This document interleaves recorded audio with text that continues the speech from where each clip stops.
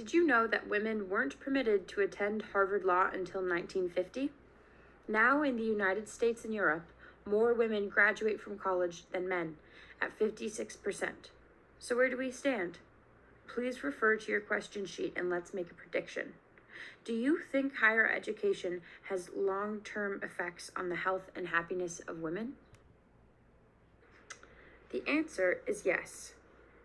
Now, let's explore the exact health and happiness impacts, who discovered them and how we can benefit from this information. In a study published by the Social Science and Medicine Journal, it was found that a higher level of education in women leads to higher exposure to gender-based discrimination in the workplace. An analysis of data collected from the General Social Surveys from 2002 to 2014 showed that working in a male-dominated field contributed to unhappiness in women due to gender-based discrimination. In addition to that, women with a higher level of education are more likely to work in a male-dominated field. But working in a male-dominated field had more of a negative effect on women with less education.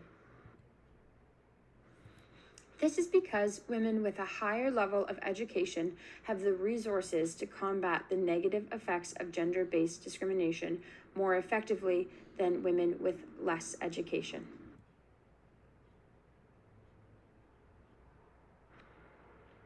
The effects of gender-based discrimination may very negatively impact the health of women. A woman affected by gender-based discrimination may suffer from the following: loss of sleep, worse mental health, less job satisfaction, and less happiness. Receiving less education also impacts blood pressure. Women with less education were found to have higher blood pressure. In this report from the Framingham Offspring Study, it was found that women with higher levels of education experience lower blood pressure than women with lower levels of education. This study analyzed 3,890 participants with a mean age of 36.7 from 1971 to 2001. Findings from this study concluded that women with less than 12 years of education had a 2.69 mmHg higher blood pressure than women with more than 12 years of education. So ladies, your blood will thank you for that bachelor's degree. Another study investigated the different levels of life satisfaction among elder Swiss women.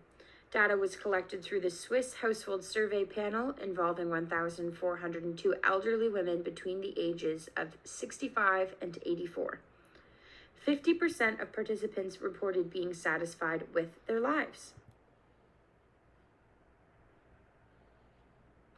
Within that 50%, it was found that higher education was weighed as being an important contributor to life satisfaction.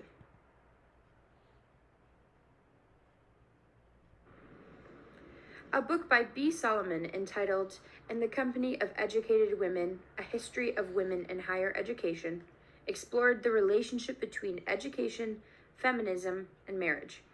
Through samples collected by Yale University over several years, the author brought attention to the discrepancy of marriage ages between women with and without higher levels of education.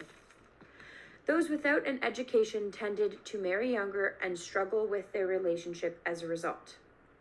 Women with an education were more likely to think for themselves and to identify as a feminist. A feminist is someone who advocates for women's rights on the basis of equality of the sexes.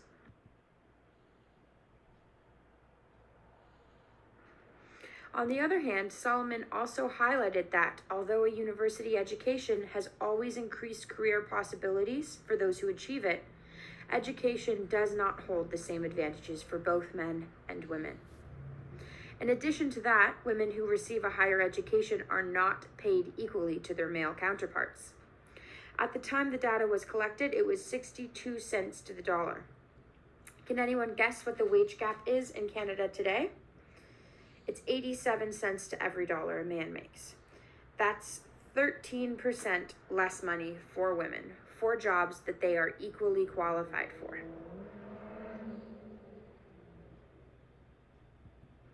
So, what have we learned? Women with more education are less at risk of the negative health impacts of gender-based discrimination. More education equals lower blood pressure. More education equals higher life satisfaction. And women with more education are more likely to identify as feminists. And women with less education are more likely to end up in unhappy marriages. But remember, men and women are still paid different wages for positions they are equally qualified for by 13%. So let's close that gap. Thank you for listening to my presentation. I hope you learned something.